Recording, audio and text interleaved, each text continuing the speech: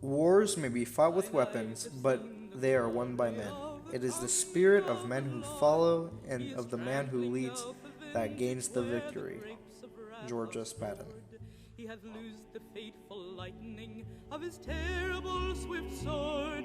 His truth is marching on.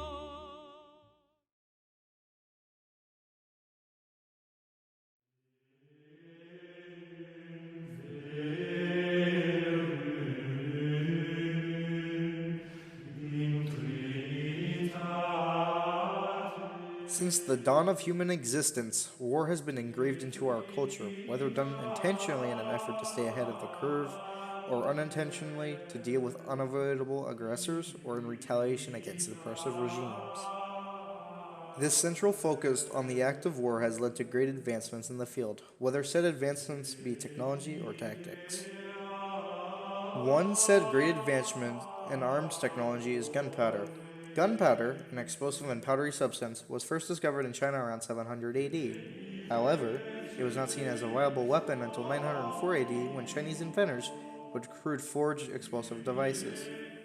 The later invention of cannons in the 13th century would completely change the tides of war, as heavy caliber artillery pieces now could even demolish the most previously impenetrable forts and castles. With the pace of war changing, one such new creation would be the handgun. Vastly different from the modern interpretation of a handgun or pistol, these devices were much more crude and akin to a handheld cannon.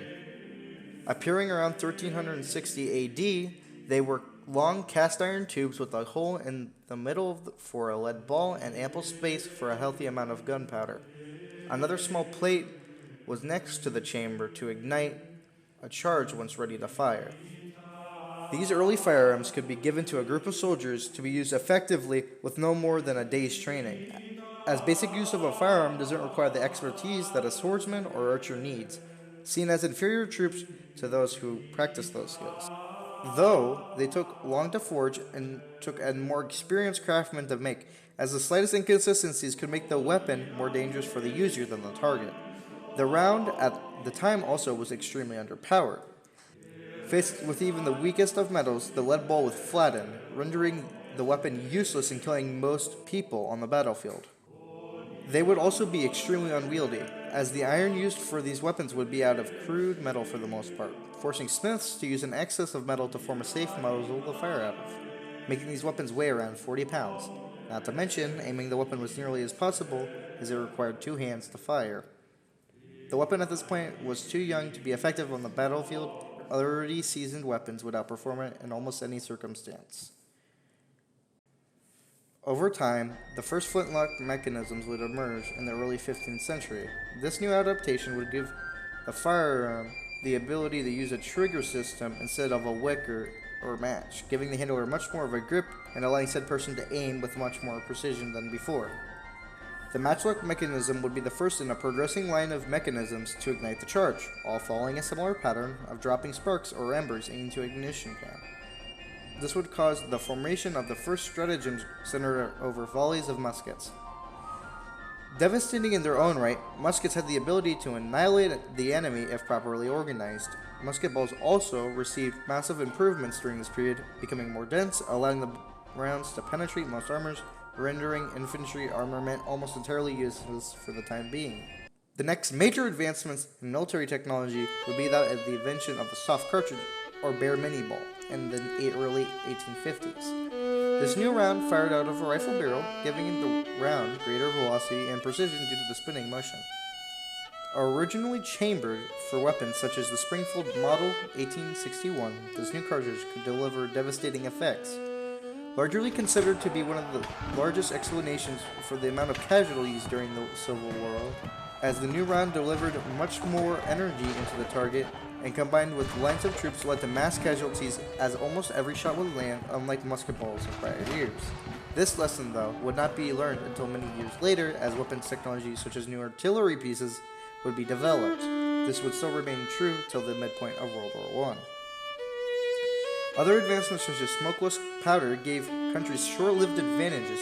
While there was no major conflict, the need for innovation to remain competitive sparked an arms race like no other, however. This sense of urgency would only be heightened during World War I. 176, 10 left. Elevation, 25 degrees. Just now. This conflict would be unlike anything the world had ever faced before.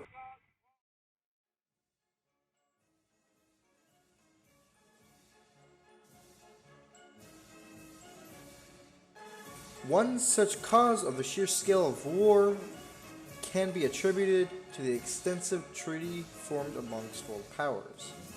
One side of the said agreements would be made between Britain, France, and Russia.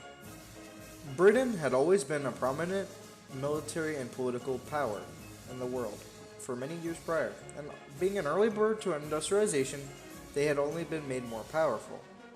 France, while not as powerful as the British, was one of the main contenders for second place, featuring a strong investment into technology with the introduction of the first widely used military rifle to use smokeless powder, the Lebel Model 1886 rifle.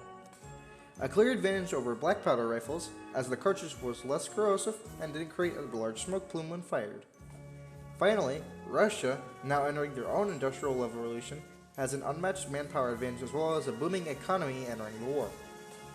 On the other hand, however, you have Austro-Hungary and Germany.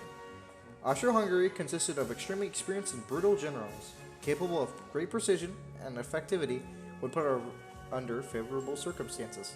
Germany, while young, also had military expertise and an extreme eye for innovation, leading to some of the most influential inventions of World War I.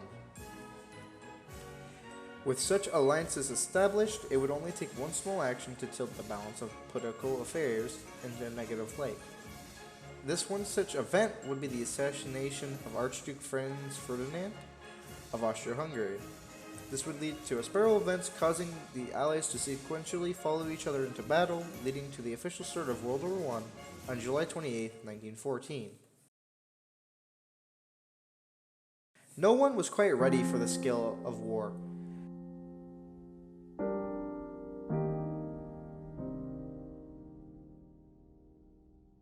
Much faster paced, with raids on cities and forts much more commonplace than field battles, one such country to become quickly overwhelmed with said changes would be France. Their battle dress would become horribly dated, as the bright colors and stiff clothing only made it harder for the soldiers to move and easier for the enemies to target them, not to mention the high production cost of said equipment. Most sides would try to play the same linear tactics as the years prior, but the stratagems of Austria-Hungary would prove these stratagems old and outdated. Yet only years later, everyone would take these battle stratagems for themselves. One such component of any modern military would be the machine gun, referring to the mounted repeating firearms such as Maxim gun and the Browning 1918. These weapons had an astounding ability to put a large amount of rounds down the range in a short amount of time, making maneuvering the battlefield an even more dangerous task, with nests and pillboxes lining fortifications. One such attempt at circumnavigating the new issue would be create a more mobile alternative to the machine gun, consequently designated the light machine gun. These weapons would be much lighter, shedding the large cooling drums used on fixed machine guns for a much lighter air-cooled barrel, allowing for the user to move around with the firearm, instead of firing from a fixed position. While an interesting concept, its limitations were clear. The light machine gun would suffer heavily from the lack of a proper cooling system, allowing the barrel to heat up much more during firefights, making the amount of suppressive fire possible much less than what could be provided from a machine gun, and also increasing the chance for the barrel to rupture. This concept can be seen in firearms such as the Fusil Malheur Model 1915 CSRG or Shosha, the British Lewis light machine gun, and the American BAR Browning automatic rifle, each featuring their unique characteristics. However, one of the most brutal inventions would come with the emergence of chlorine gas, heavily contributed by Fritz Haber, a head of board for his sector in the German army. The first known use of the said chemicals would be in the Battle of Ypres, 22nd of April to the 25th of May 1915, in Belgium against British and French forces. The effects gas, described as a burning sensation in the head, red-hot needles in the lungs, and the throats seized by a strangler. This would not be the only said use of these weapons, being used countless times by the German military as a lethal attack before turning into more of a diversionary tactic as infiltration methods such as gas masks were more widely used by the Allied forces. One of the major developments during World War I would come from the brutal stalemate forming between Allied and Axis powers, as the trenches would begin to form. Trench warfare heavily took place during the later half of the war, and would be far more horrifically memorable experiences in World War I. Each side would be forced to encamp themselves along long lines, occasionally taking shots at each other and exchanging artillery fire until one side charged and took over the enemy trenches or the other side collapsed. One of the major contributions to end this stalemate would be the tank. First concepted and built by British engineers and industrialists, the tracked Mark I would offer a protected, offensive platform to cross the harsh environments of no man's land. First seen on the Battle of Flares Cruchet on September 15, 1916, the new battle implement would prove highly effective, most light rounds unable to pierce the vehicle's armor. While some new rounds to penetrate the armor said tanks, others would immediately work on their own creations, such as the German-constructed AV-7 or the Schneider CAF-1. Another cause for the end of trench warfare would be the ever-increasing amount of trench-raiding firearms, such as the submachine gun and the trench shotgun. The submachine gun would be an even lighter platform than the machine gun and a multitude times more compact. The idea would spur from the use of automatic pistols such as the Rotarier pistol M1912 or P16, also the P08 artillery loop. The first of this new batch of firearms would come with the Bergmann MP18. By far the most refined out of all the entries into the new market, it featured a detachable box magazine or drum, a modest fire rate, and a relatively powerful cartridge. The American alternative to this would arise with the adoption of the Winchester Model 1897 or trench gun. It would be employed at the closest of ranges, the pump-action shotgun proving so effective in the trench conditions that the Germans would threaten to maim and torture anyone that carried the dastardly weapon. With all these contributions, there would be an abrupt end to a long era of trench warfare, eventually leading to the fall of Austria-Hungary and the eventual surrender of Imperial Germany, officially ending World War I. With the de-escalation of the conflict in Europe, the Treaty of Versailles, signed by all countries involved, practically taking all production, military, and political capabilities away from the now wounded Germany, arms technology would slowly begin to progress after a period of stagnance after the war, beginning the interwar period.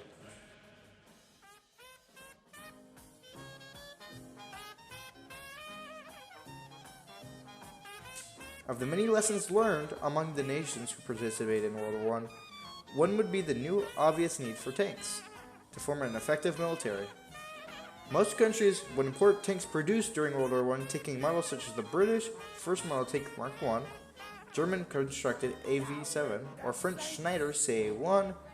Using the attributes of said previous tanks, the role for the next generation of tank was still being drafted and developed, as it was not decided yet if these vehicles would be used to support infantry or stand as their own unit. And the progression towards their final role, researchers and manufacturers would almost entirely abandon the idea of land ships of yesteryear and go for a smaller and more mobile package, opting for a lighter frame, sloped armor, and a rotatable turret. Something critical that early World War I tanks would lack. Tanks such as the Vickers Mk1 through Mkv series reflected the transition from old ideals to more modern tanks as we know today, shedding the massive body and heavy armor for a smaller, more narrow frame, and only two armaments, a cannon and an anti-personnel device such as a machine gun. Other concepts would arise, such as a medium tank meant for tank-on-tank combat instead of infantry or vehicle combat, or the tank destroyer, solely meant for the defensive option, a high-caliber main cannon, and thick sloped armor. Another technology that would greatly advance during this time would be that of the machine gun.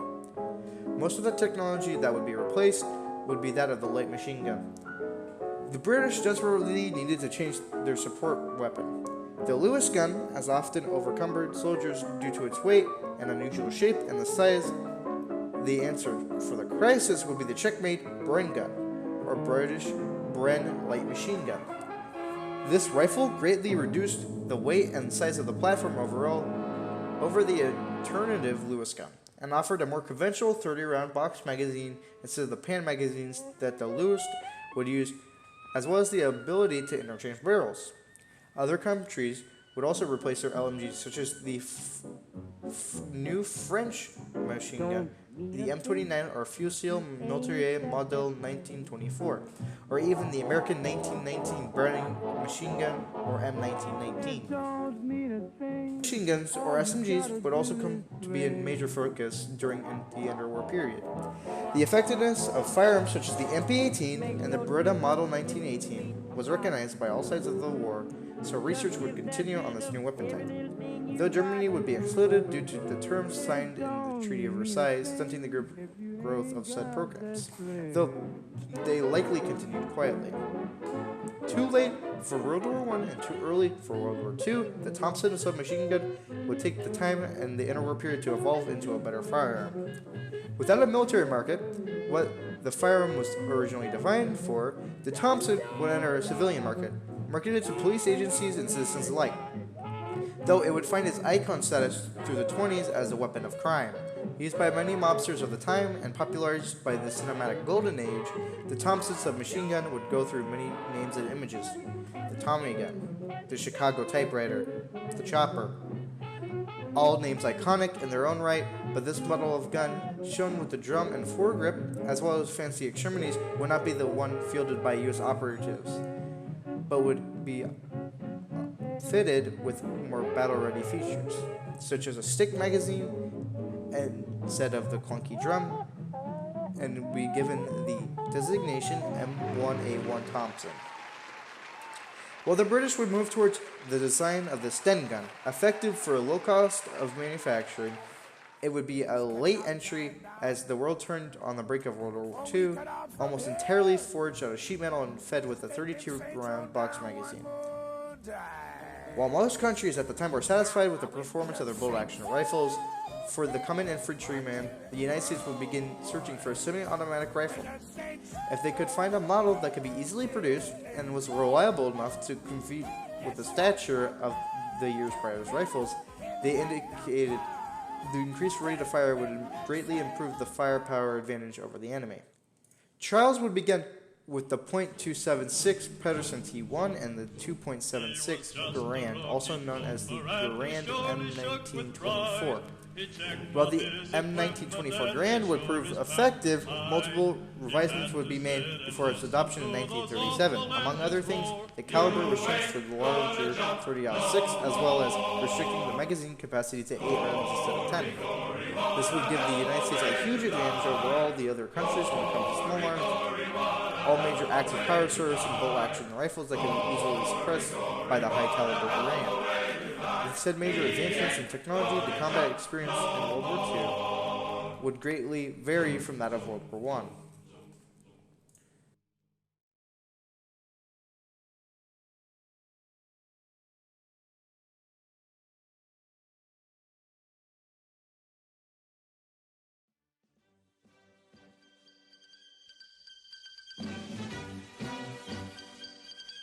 While the populace had already settled onto the idea of a Great War being Earth's last large conflict, real tension would grow as global powers noticed the ever-increasing threat of the German war machine.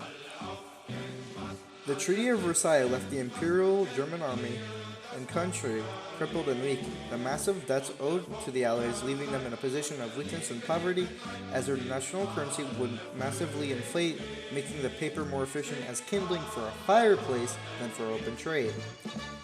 The common citizens of Germany was by far at their worst, looking for any shape or form of miracle to carry them out of this immense depression this country was facing. This leader would be Adolf Hitler. Es spricht der Führer.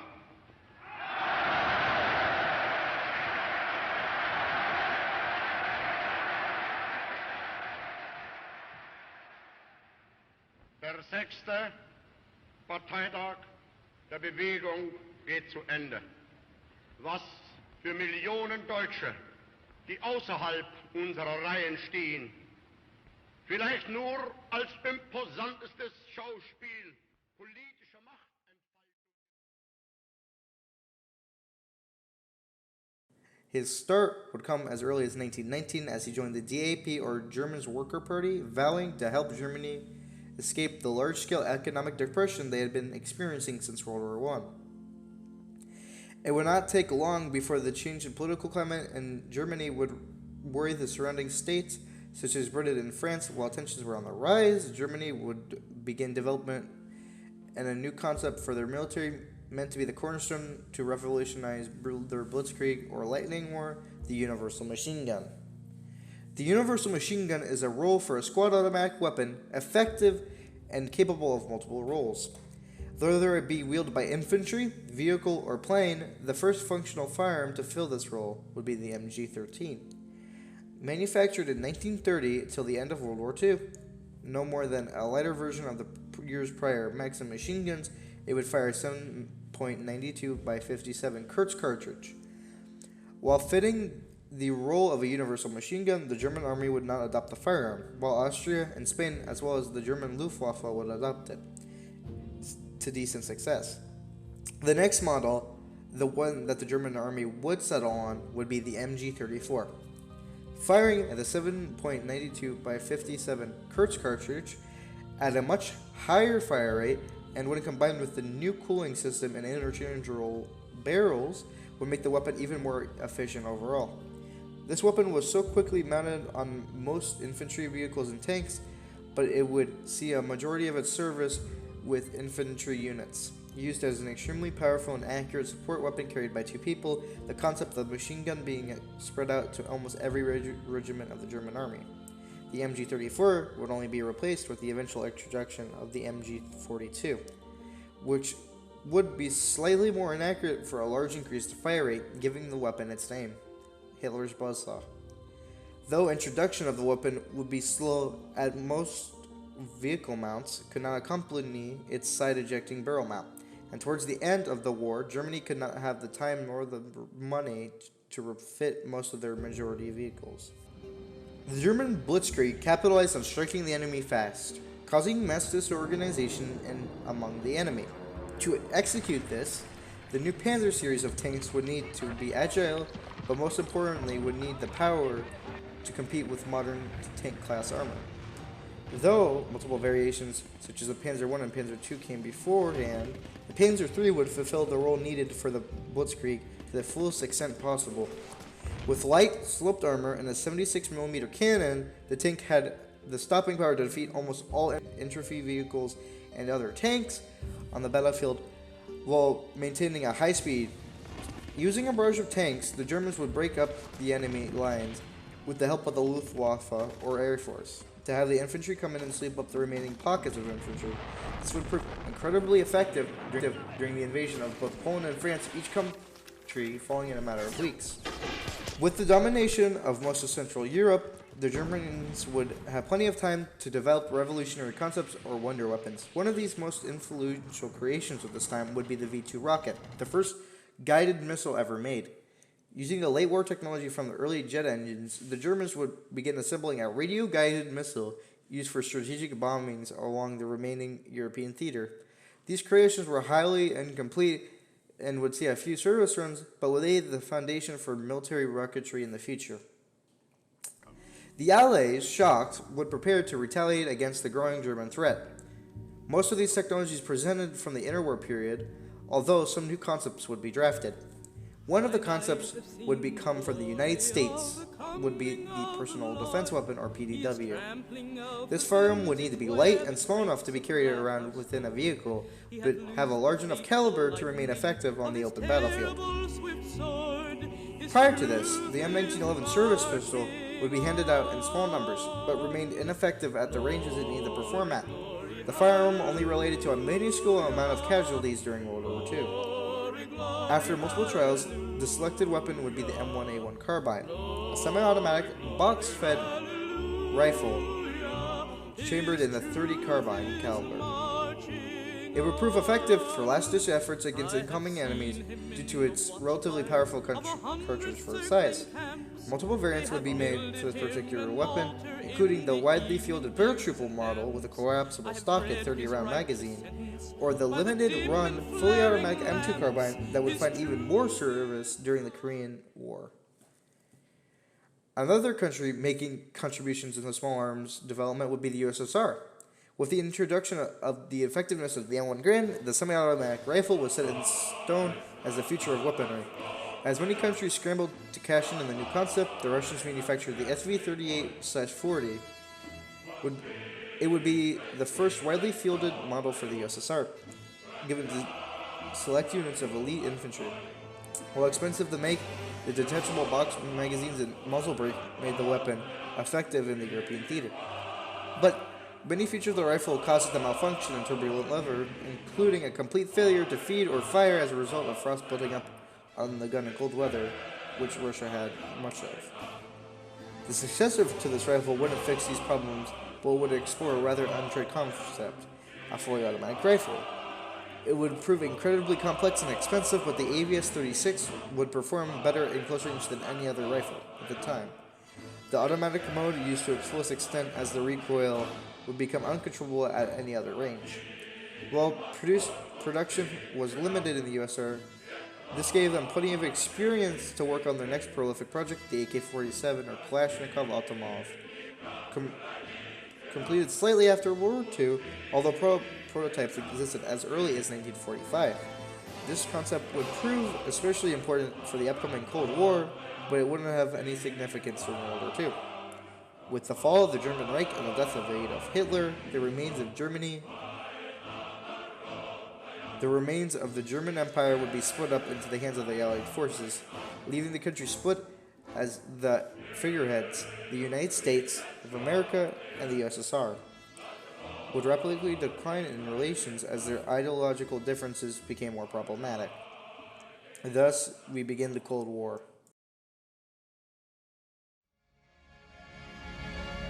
The current world powers for the next few decades would fight for power over the now split world, the USSR reaching to grab any weak country and pull it into their conglomerate through coups and rebellions, while the United States would do everything in their power to stop their expansion. Folks a brand new way of life, but all you've shown the folks around here is trouble. One of the first countries to fall to communist ideologies would be China. Week after the invasion of their homeland from Japan, many were left without jobs and homes, and infrastructure completely ruined, with any semblance of hope lost. The CWP, or Chinese Worker Party, would take advantage of the hopelessness, promising if the country were to convert to communism, they would receive plenty of support from the USSR. Some were excited, others were skeptical of such changes, but the government definitely saw the idea of a communist China as a threat.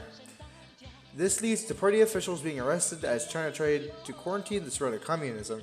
This causes the CWP to lash out against China and form the People's Republic of China, claiming territory from themselves and using brutal guerrilla warfare tactics to gain landed followers. All those who did not follow their cause would be proclaimed the enemy and at great risk of capture or execution. For the country, too much for the Chinese army to deal with, as not only were they at a disadvantage with the mobile terrorist group, they had greatly ineffective weapons for the type of combat they were fighting. One of these weapons that the communists actually gave the guerrilla would be the Russian-made Samatorez Carbine System Somonov 1945 or SKS-45. Designed towards the end of World War II, the SKS would be fed with 10-round stripper clips, featuring an internal box magazine. The main advantage of the weapon, however, being its intermediate 7.62x39 cartridge combined with its decent weight of the rifle, giving the firearm controllable recoil. This gave the Chinese guerrilla the ability to launch quick ambushes, causing a large number of casualties before running back into the woods. Compared to the Chinese Army's antiquated bolt-action rifles, these carbines serve deadly and effective weapons against the Chinese Republic. With the fall of the Republic of China, the next target would be the ever-drifting ideologies of the Korean Peninsula. The communist USSR-backed North would fight for control over the democratic US-backed South. For the next decade, the number of casualties for this conflict would be even greater than that of the Communist Revolution in China, since both sides were now almost fully involved. On June 25th, 1950, the Korean War would begin, when 75,000 soldiers from the North Korean People's Army poured across their 83rd parallel. The boundary between the Soviet-backed Democratic People's Republic of Korea to the north and pro-Western Republic of Korea to the south. This would shock the U.S. greatly, forcing them to get involved in the conflict, sending troops abroad to fight on behalf of South Korea almost immediately. Most of the equipment used during the Korean War would be reminiscent of technology used in World War II. The U.S. would employ some new technologies, though, along with the old. One such new project being night vision. The M3 carbine, a fully automatic of the M1 carbine fitted with proprietary optic mounts, often was seen fitted with a starlight optic, an early version of night vision scope. While used in small numbers, these gave the users an advantage during night raids and ambushes, often being used from a prone or crouched position to suppress targets at range. The weapon, though, would be extremely heavy, working both for and against it. The extra weight allowing the weapon to sustain more accurate automatic fire, but making the weapon difficult to maneuver during combat, not even to mention that the scope was large and unwieldy, making close quarters combat almost impossible. Another small arm that was developed during the Korean War would be the Rising M50, an economic alternative to the Thompson submachine gun. Firing the 45 ACP round, the Rising would cut down on cost of the Thompson by removing any luxury. These would see most use by the U.S. Marines during Korea, the larger place shipment being made from the division. These firearms would end up malfunctioning in conditions though, either freezing or jamming due to extreme cold weather or the wet conditions. Although the Rising did serve well, the true alternative to the Thompson would come with the M3A1, a revision of the M3 or grease gun. The original M3 would see limited service towards the end of World War II, but would suffer from multiple design flaws, such with the tolerances of the bolt causing malfunctions, not to mention the odd choice of having a charging crank instead of a standard bolt tab charging handle.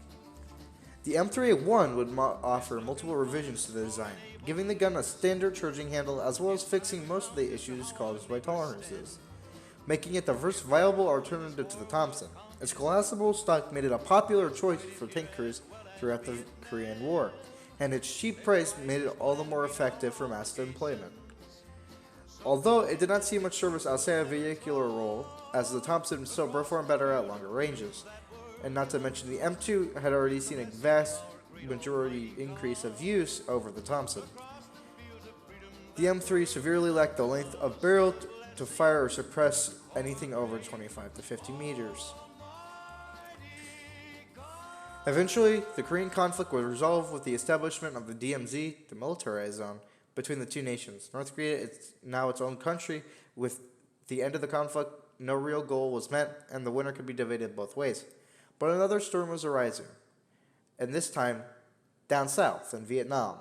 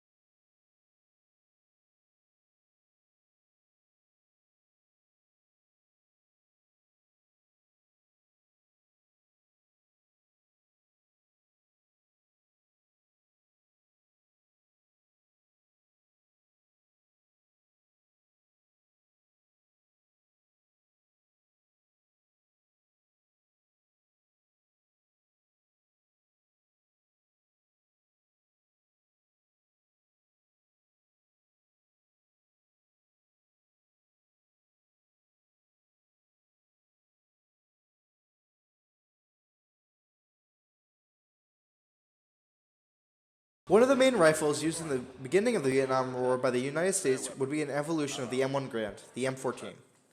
The M14 would fire a 7.62 by 51 NATO cartridge, fitting the new standard of a battle rifle. The concept of a battle rifle would combine that of a standard infantry rifle and shorten it down to a carbine's length. The shorter barrel more acclimated for mid-range warfare. The M14 would also see quite a bit of application in the Marine and Army branch of the U.S. prior to Vietnam deployment. It would see major flaws not in the firearm itself, but in the application of Vietnam's close quarters and extremely wet environment, giving the weapon an unusually short service life. But it would continue on as the M21 DMR all the way up into the Iraqi War as a semi-automatic only rifle. Eugene Stoner, however, would finish the work on a new firearm, made to fit the space-age technology of the generation to make the first truly modern firearm. This would be the M16. However, early experience with select fire versions of the M1 Garand proved disappointing. During the Korean War, the M2 carbine largely replaced the submachine gun in the U.S. service and became the most widely used carbine variant. However, combat experience suggested that a 30 carbine caliber was underpowered. This drove American weapons designers to create an intermediate cartridge necessary and recommended. This drove U.S. designers to create a new intermediate cartridge that was a small enough caliber but had a high enough velocity to pierce armor. Now, this would come to be known as the 5.56 by 45 NATO round, an intermediate round designed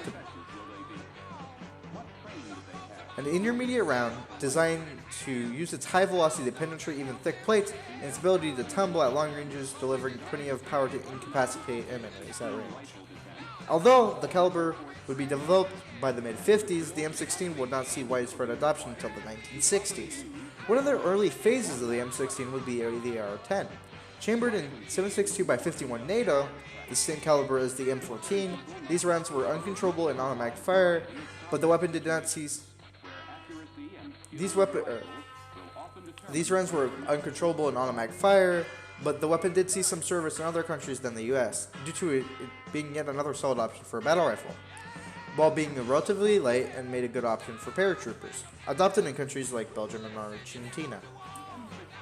By the time it reached the US Army trials, the rifle had adopted the new 5.56 by 45 NATO caliber, making the suppressive power of the rifle in automatic immensely higher due to its mobility and controllability. While not the perfect option for Vietnam, it would vastly outperform the M14 rifle in multiple ways, due to its lighter weight, revolutionary caliber, and smaller size. The rifle would be adopted as a standard rifle of the U.S. Army in 1960, marking the beginning of its intensive service in Vietnam, although it would make its entrance incredibly flawed. The M16 would feature a chrome-lined bolt. No. The M16 would feature a chrome bolt. This would often overheat and cause the rounds to jam in the chamber, making the firearm extremely unreliable. The barrel should also not feature any chrome lining, often causing corrosion in wet environments, leading to inaccuracy and breaks under heavy stress. To top off all these issues, rumors had been going around that the M16 was a self-cleaning rifle made many not service and keep their rifles in condition, leading to other failures. With all the issues, the M16 would not be liked by many operatives. Being nicknamed the Mattel 16, the gun was seen as nothing more than a toy due to its incompetency. These issues would not be resolved until the M16A1, the next version of the M16 rifle. The rifle would feature an aluminum. The rifle would feature an aluminum bolt instead of a previous chrome design, along with a chrome-lined barrel. It would also trade its 20-round box magazine for a larger 30-round curved magazine to better compete with the AKM or Type 56 rifle. This would be the main competitor and would be primarily This would be the main competitor for the M16 and would have been primarily used by the NVA and Viet Cong forces, along with other weapons such as the SKS and Mosin.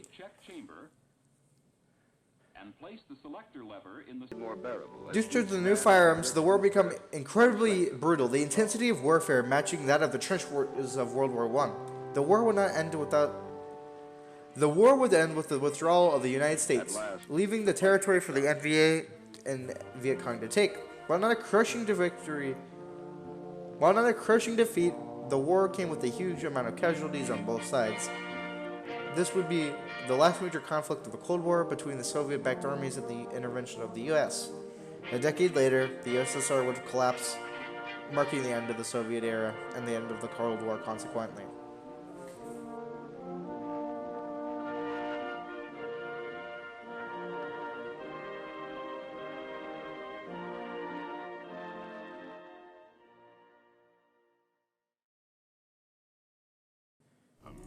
No matter the weapons each war would be fought with, the brutality of combat will never be forgotten.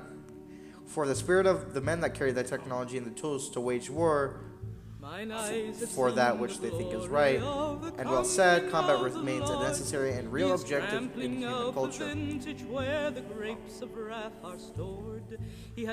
For no matter which weapons each side uses, or whether the conflict is violent or peaceful, it is only up to both sides. Glory, glory, hallelujah.